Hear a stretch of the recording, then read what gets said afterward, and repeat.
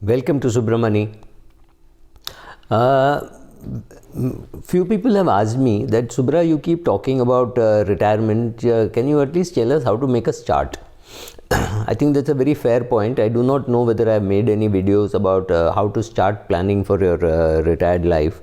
And so let me make this beginning. Maybe it's my first video, maybe it's not. So first of all, get your financial life organized. If you've got too many items, then you need to declutter, right? If you got some 42 mutual funds or 45 company shares, etc., just start pruning down. Use some criteria. You say any investment below 5 lakhs I will withdraw. It doesn't really matter depending on the size of your portfolio and the number of scripts that you have. Put some, use a very cruel knife and just go slash. Reduce your portfolio from this much to this much. Have a few shares with big, if you have a 10 crore portfolio, have 5 shares or maybe 15 shares totaling your total portfolio, right? Not 42 shares, not 64 shares, right? So dramatically prune down the number of funds that you have. 1 or 2 large cap funds, 1 or 2 mid cap funds, and 1 small cap fund should be more than enough, right? Or a mid and large cap or a large and mid cap fund and 1 small cap fund should be more than sufficient. Don't break your head over more and more funds, right? You will have a value fund, you will have a growth fund, you will have a US fund, right? Don't break your head too much. Just have 2, 3, 4 funds and understand the logic of why you have those funds. Nice to have a US fund, but nice to have a global allocation fund which decides, where the fund manager decides whether to be in Japan, Europe, Taiwan, Australia, Korea or US or whatever. Let the fund manager decide, right? So 1 global fund should be more than sufficient. Maybe 1 REIT fund, maybe 1 healthcare fund. So right, so again there is a fund today which says I will decide in which sector to be in. Today I am in pharma, tomorrow I'll be in metals, after tomorrow I'll be in oil. Leave that discretion also to the fund manager. So this, what happens is, you simplify your portfolio. Second, especially if you're a woman, make sure that your name is proper in every place, right? So make sure that the spellings are right. Make sure that every nomination is perfect, right? I've been always saying this, Pooja Ramesh Patel is very different from Pooja R Patel, right? So Pooja is Pooja or Puja. Decide on all that perfectly and get everything right. Very many companies make mistake. There is a spelling mistake in my investment, and I just can't understand how they can make a spelling mistake, because they're supposed to pick it up from the KYC, but one fund house has done that. So now I have to go and get it right, because in case something happens to me, they will say, oh, this spelling is wrong, or some this is a very small amount, but it doesn't really matter. Suddenly the amount grows to 10 lakhs and they say, oh, beyond 2 lakhs you have to get a court affidavit and this and that and get a probate, right? It can create a lot of embarrassment. So first is to organize your financial life. Second is to somewhat guess how much money you will need at retirement. Now this is very difficult, especially if you're 30 years of age. If you're 55 years of age, you can safely assume that at 60 your expenses will double. I'm assuming that by 55 your EMI is over, your children are settled, children have left the house, so you're just spending on husband and wife. So that multiplied by 2. Of course, if you're paying for some parental upkeep, etc., and those expenses will be there through your retirement till the demise of your parents. And today, if somebody lives till the age of 95, the good chance that the son or daughter is about 70 by the time the parent dies. So provide for all that. Make sure, if you don't know, and if you're very young, like say if you're 30 years of age, just don't worry. Just say you need 10 crores for retirement or $1 million for retirement, whatever. Just pick a number and start working on that.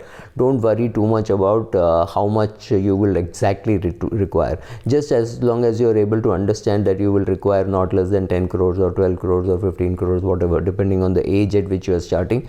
It's a good number to start with. Don't break your head over waiting to arrive at the exact figure. You will never be able to do that.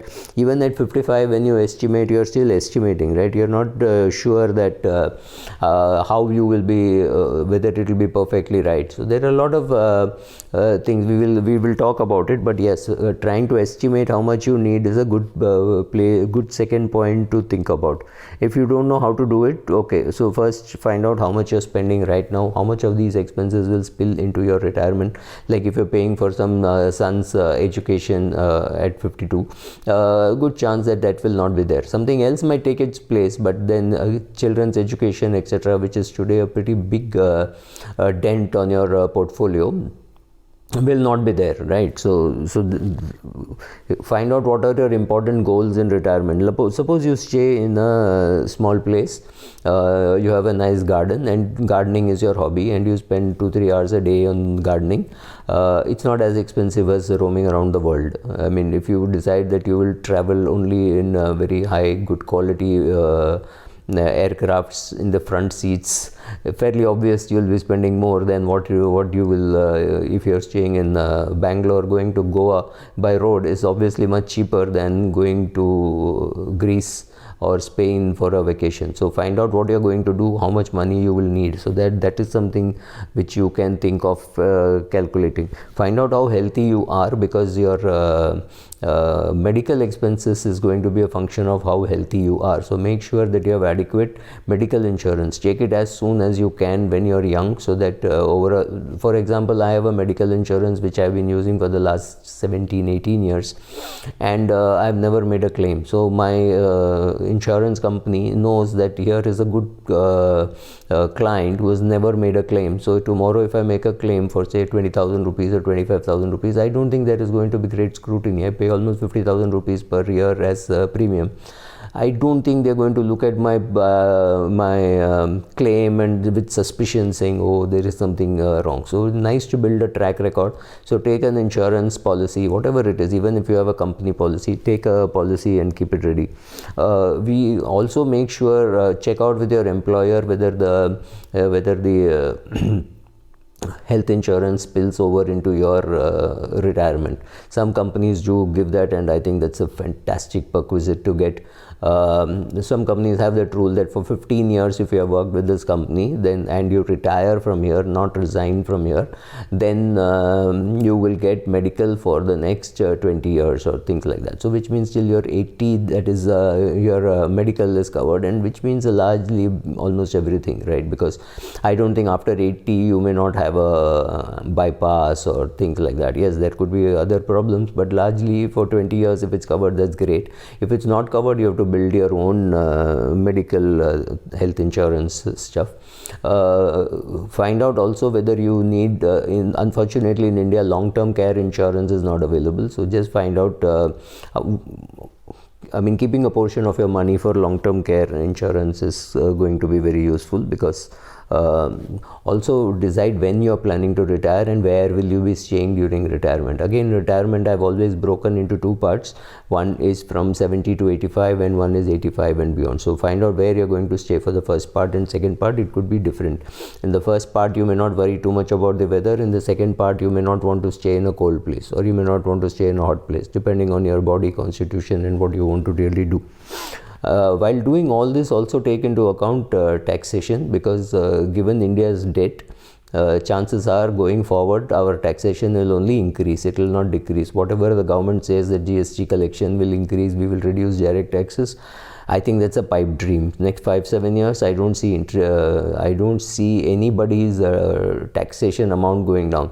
Everything is being plugged and everything is going to be taxed, right? Your dividends are taxed, your long-term capital gains is taxed, your bonus shares are now going to be priced differently, so you will end up paying more tax earlier itself.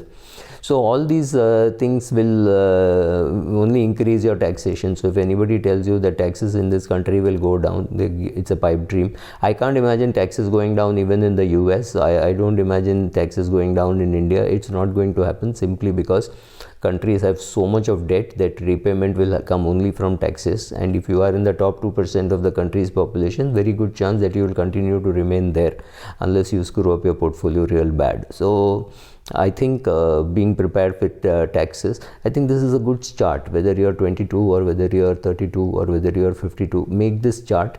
it will be useful. Don't fret too much about I don't know how much I will need. Doesn't matter. If you're young, plan for $1 million. If you're older, you may be able to estimate a little better, and the correct answer may be $2 million or $2.5 million, depending on your needs and requirements, and whether you're going to support anybody during your old age, whether your parents or children or whatever. So take into consideration all this and go on, make a start. That's the more important thing. Thank you.